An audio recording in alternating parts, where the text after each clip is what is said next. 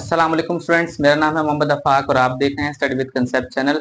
Student, आज हम chapter number 2 start करने जा रहे हैं जिसका नाम है बाइनरी सिस्टम। तो इस चैप्टर को स्टार्ट करने से पहले मैं आपको इस चैप्टर का थोड़ा सा इंट्रोडक्शन दे देता हूँ कि बाइनरी सिस्टम है क्या, किसके यूज होता है और कहाँ पर जो है इसकी जो वर्किंग प्रिंसिपल है वो वर्क करती है। सबसे पहले आप ये जान लें कि बाइनरी सिस्टम एक ऐसा सिस्टम होता है जिसकी बेस पर आपका जो कंप्यूटर है वो वर्क करता है। किस तरह? देखें, कंप्यूटर की भी एक लैंग्वेज होती है। जिस तरह हम इंसानों की एक लैंग्वेज है, एक नहीं काफ़ी सारी लैंग्वेजेस हैं, English, Urdu, Russian, French, Hindi, काफ़ी सारी लैंग्वेजेस हैं। लेकिन कंप्यूटर की एक ही लैंग्वेज है जिसे हम बाइनरी लैंग्वेज कहते हैं और कंप्यूटर आपका जो बाइनरी लैंग्वेज है उसी की बेस पर काम करता है। उस बाइनरी लैंग्वेज में सिर्फ दो डिजिट्स आते हैं, वो है 0 और 1। आपका कंप्यूटर जो भी इंस्ट्रक्शन आप उसे देते हैं उसे वो पहले कन्वर्ट करता है बाइनरी नंबर सिस्टम में, उसके बाद उसे अंडरस्टैंड करता है। जो चीज उससे उस बाइनरी नंबर सिस्टम में कन्वर्ट करती है उसे हम ट्रांसलेटर कहते हैं। तो इस तरह जो है आपका बाइनरी नंबर सिस्टम वर्क करता है। इस चैप्टर में आपको नंबर सिस्टम के बारे में इंट्रोडक्शन दिया गया है। आपका जो फर्स्ट आर्टिकल है इंट्रोडक्शन टू नंबर सिस्टम, उसमें उसने नंबर सिस्टम की 3 टाइप्स को डिस्कस किया है। टोटल 3 टाइप्स ही होती हैं। सबसे पहले टाइप है आपकी डेसिमल नंबर सिस्टम, सेकंड है आपकी बाइनरी नंबर सिस्टम और थर्ड है आपका हेक्साडेसिमल नंबर सिस्टम। तो चलिए स्टार्ट करते हैं, वन बाय वन इसे देखते हैं कि ये होते क्या हैं। सबसे पहला है decimal number system. It is a system that is used in our daily life. Students, decimal number system एक ऐसा नंबर सिस्टम होता है जिसे आप अपनी डेली लाइफ के अंदर इस्तेमाल करते हैं। किस तरह और कहां कहां पर?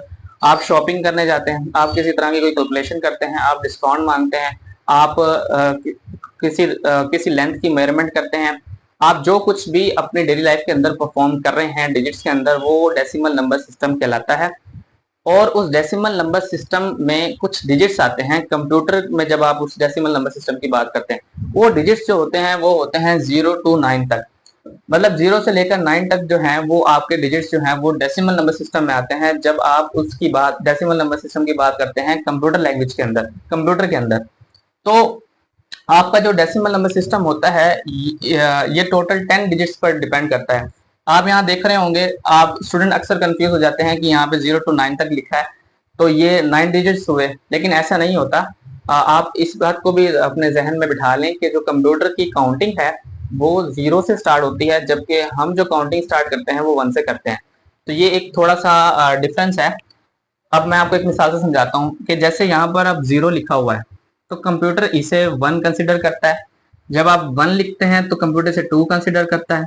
जब आप 2 लिखते हैं तो कंप्यूटर से 3 कंसिडर करता है। इस तरह जो है वो कंप्यूटर की काउंटिंग होती है और इस तरह 0 to 9 तक आपके 10 डिजिट्स बनते हैं। और इसकी बेस 10, इसका मतलब आपको आगे समझ आ जाएगा एग्जाम्पल के साथ।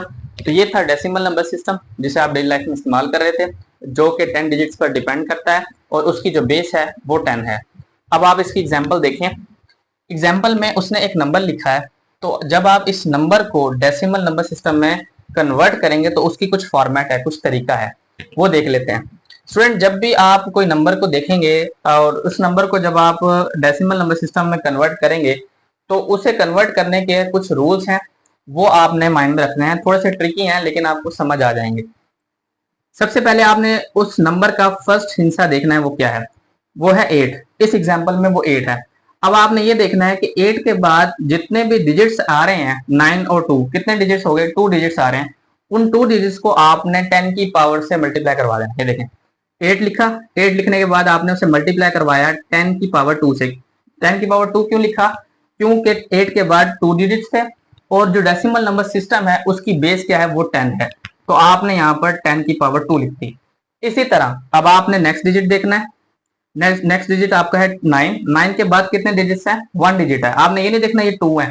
स्टूडेंट इसमें कंफ्यूजन कर देते हैं, उससे 10 की पावर 2 आने वाले डिजिट्स की पावर बना देते हैं, लेकिन आपने ऐसा हरगिज नहीं करना। आपने ये देखना है कि उसके बाद आने वाले टोटल कितने डिजिट्स हैं। तो 9 के बाद एक डिजिट आ रहा है आपका 2, तो आपने 9 मल्टीप्लाई 10 की पावर 1 लिख देना है, क्योंकि आपका 9 के बाद एक डिजिट आ रहा है। इसी तरह आपने उसके बाद नेक्स्ट डिजिट देखना है, वो है आपका 2। अब 2 के बाद आने वाला कोई और डिजिट नहीं है, मतलब आप उसे और मजीद काउंट नहीं कर सकते। तो इस केस में आप 2 मल्टीप्लाई बाय 10 की पावर 0 कर देंगे, क्योंकि 2 के बाद कोई डिजिट नहीं है। इस तरह जो है ये आपका जो फॉर्मेट है ये डेसिमल नंबर सिस्टम का फॉर्मेट कहलाएगा। और आपका जो कंप्यूटर सिस्टम है वो इसे इसी तरह मेजर करता है, इसी तरह वैल्यू इसकी फाइंड करता है। इसके बाद आप एक और एग्जांपल देखें, इससे आपको थोड़ा सा मजीद क्लियर हो जाएगा। यहाँ पर देखें, यहाँ पर टोटल 4 डिजिट्स हैं। अब आपने इसे किस फॉर्मेट में चेंज करना है? डेसिमल नंबर सिस्टम के फॉर्मेट में। तो सबसे पहले आप इसका फर्स्ट डिजिट देखेंगे, वो है 1। 1 को आप मल्टीप्लाई करवाएंगे उन डिजिट से जो 1 के बाद आ रहे हैं। टोटल कितने डिजिट्स आ रहे हैं? 1 2 3। 1 के बाद 3 डिजिट्स आ रहे हैं, तो आप 10 की पावर 3 बना देंगे, यानी 1 मल्टीप्लाई 10 की पावर 3। उसके बाद एडिशन का साइन। उसके बाद आप 1 के बाद आने वाला डिजिट देखेंगे, वो कौन सा है? वो है 2। 2 के बाद कितने डिजिट्स आ रहे हैं? वो आ रहे हैं 2 डिजिट्स, तो आप 2 मल्टीप्लाई 10 की पावर 2 लिख देंगे। इसी तरह दरमियान में एडिशन का साइन। उसके बाद आप थर्ड देखेंगे, वो है 4। 4 के बाद कितने डिजिट्स आ रहे हैं? वो आ रहे हैं 1 डिजिट, तो 4 मल्टीप्लाई 10 की पावर 1 हो जाएगा। इसी तरह आप एडिशन का साइन लगाएंगे और उसके बाद अगला डिजिट देखेंगे, वो है आपका 7। तो आप 7 के बाद आप देखेंगे कोई डिजिट्स नहीं आ रहा, 7 आपका लास्ट है, तो 7 मल्टीप्लाई 10 की पावर 0 हो जाएगा। 0 क्यों लिखा? क्योंकि 7 के बाद कोई डिजिट नहीं है। इस तरह की जो फॉर्मेट है ये आपकी डेसिमल नंबर सिस्टम की फॉर्मेट कहलाती है, और ये जो फॉर्मेट है ये कंप्यूटर यूज करता है इस वैल्यू को की कैलकुलेशन के लिए, जो भी आप उसे करवाएंगे। तो ये बात यहाँ तक कंप्लीट हुई। उसके बाद अगला नंबर सिस्टम है आपका सेकंड बाइनरी नंबर सिस्टम, जिसका थोड़ा सा इंट्रोडक्शन मैंने आपको स्टार्ट में भी दे दिया है, और यहाँ पर भी वही कुछ लिखा हुआ है। It is a system that has base 2।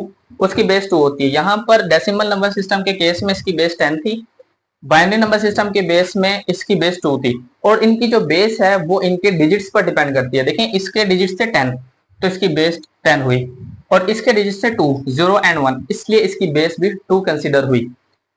उसके बाद मैंने आपको बताया था 0 एंड 1 जो है वो बाइनरी नंबर सिस्टम कहलाता है, तो इसके जो डिजिट्स हैं वो भी 0 एंड 1 ही कहलाएंगे। तो इसकी एग्जांपल उसने आपके जो बुक है उसने ये दी है कि आप a इज इक्वल टू 0 1 0 0 0 1, ये आपने उसने कुछ फॉर्मेट लिखा है। मैं आपको बताता हूँ ये क्या है। स्टूडेंट आप ये देखें कि जब आप कंप्यूटर यूज करते हैं, कंप्यूटर यूज करते हुए आप जब किसी फाइल को ओपन करते हैं, ओपन करने के बाद आपका जो कंप्यूटर है आपकी कमांड को ट्रांसलेटर के पास लेके जाता है, ट्रांसलेटर उसे कन्वर्ट करता है बाइनरी नंबर सिस्टम में, और फिर आपका जो कंप्यूटर है उस बाइनरी नंबर सिस्टम को रीड करके समझ जाता है कि आपने कौन सी कमांड दी थी। अब इसी तरह जब आप कीबोर्ड पर ए प्रेस करते हैं तो इसकी भी कन्वर्जन ऐसे ही होती है। ए जाता है ट्रांसलेटर के पास, ट्रांसलेटर फिर उससे कन्वर्ट करता है बाइनरी नंबर सिस्टम में, और आपके कंप्यूटर को पता चल जाता है कि आपने ए प्रेस किया था, तो वो आपको स्क्रीन पर ए डिस्प्ले करवा देता है। इसी तरह की जो है वो फॉर्मेटिंग होती है बाइनरी नंबर सिस्टम के अंदर। उसके बाद उसने लिखा है बट इन डेसिमल इज 65। देखें, डेसिमल नंबर सिस्टम में भी हर डिजिट का एक अलग से नंबर है।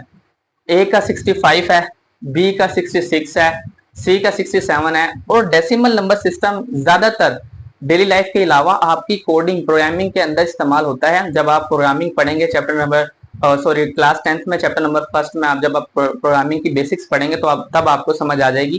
फिलहाल आप ये जान लें कि हर डेसिमल नंबर सिस्टम जो है वो उसकी कोई ना कोई खास वैल्यू होती है, और वो खास वैल्यू मैं बताता हूँ ये कौन असाइन करता है आपकी नॉलेज के लिए। वो असाइन करता है आपका आस्की। आस्की आस्की क्या है? American standard code for information interchange. ये एक स्टैंडर्ड है जो कि अमेरिका ने इंट्रोड्यूस करवाया है, और पूरी दुनिया में आस्की कोडिंग स्कीम के ऊपर ही काम होता है। जितने भी आपके कीबोर्ड्स वगैरह बनते हैं वो ज्यादातर आस्की कोडिंग स्कीम के मुताबिक ही बनते हैं। तो ये चीज आपने जो है आपकी मैंने इंफॉर्मेशन के लिए बताई है, आपको वैसे आपको लिखने की जरूरत नहीं है। ठीक हो गया, बाइनरी नंबर सिस्टम यहाँ तक था। अब इसके बाद आपका आता है hexadecimal number system. Hexadecimal number system को जानते हैं इसकी डेफिनेशन से। It is a system that has base 16। अब स्टूडेंट्स इसकी बेस 16 है। इसका क्या मतलब है कि इसमें टोटल 16 डिजिट्स होंगे। इसकी बेस बाइनरी नंबर सिस्टम की बेस 2 थी, इसका मतलब क्या था? इसके 2 डिजिट्स हैं। इसकी बेस 10 थी, इसका मतलब था ये इसके जो डिजिट्स हैं वो टोटल 10 है। अब हेक्साडेसिमल की बेस 16 उसने बताई है, तो इसका मतलब इसमें टोटल 16 डिजिट्स आएंगे। वो कैसे, कहां से आएंगे? Start from 0 to 9। पहले जो 10 डिजिट्स हैं वो तो वही है जो डेसिमल के केस में आपने पढ़े, 0 to 9 टोटल 10 डिजिट्स। अब बाकी जो 6 डिजिट्स बचते हैं वो आपके होते हैं इंग्लिश अल्फाबेट ABCDEF। ऐसा नहीं है कि आप ABCDEF को ही हेक्साडेसिमल कह दें, नहीं, इनकी भी कुछ खास वैल्यूज होती हैं। वो वैल्यूज 9 से फॉरवर्ड होती हैं। मतलब कि अब यहाँ पर 9 मैक्सिमम वैल्यू थी, उसके बाद जब आप ए पढ़ेंगे तो ए की वैल्यू है 10, बी पढ़ेंगे तो उसकी वैल्यू है 11, सी 12, डी 13, ई 14 और एफ 15। मीन्स कि आपका 0 से लेकर 15 तक टोटल 16 डिजिट्स बनते हैं। उसने इसकी रिप्रेजेंटेशन अल्फाबेट में कुछ खुद ही इसी तरह रखी है, मतलब कि जो हेक्साडेसिमल बनाने वाला जो ऑर्गेनाइजेशन है उसने इसको इसी तरह ही मेंशन किया कि 0 to 9 तक आप जो है वो डेसिमल को लेके चलेंगे। उसके बाद जब आप 9 to 15 तक जाएंगे तो आप उसे A B C D E F पढ़ेंगे, लेकिन जो उनकी वैल्यूज होगी वो होगी 10, 11, 12, 13, 14 एंड 15। तो हेक्साडेसिमल कुछ इस तरह होता है। इसकी एग्जांपल आप देखें यहाँ पर कुछ इस तरह दी गई है 3F2B।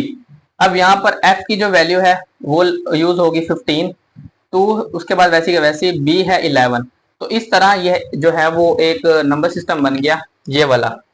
इसी तरह का जब आप इन वैल्यूज को इनमें पुट करेंगे तो हेक्साडेसिमल भी आपका एक नंबर सिस्टम ही होता है। तो आज का लेक्चर यहीं तक था। उम्मीद करता हूँ आपको आज का लेक्चर समझ आया होगा। मिलते हैं अगले लेक्चर में, अपना ख्याल रखें, अल्लाह हाफिज।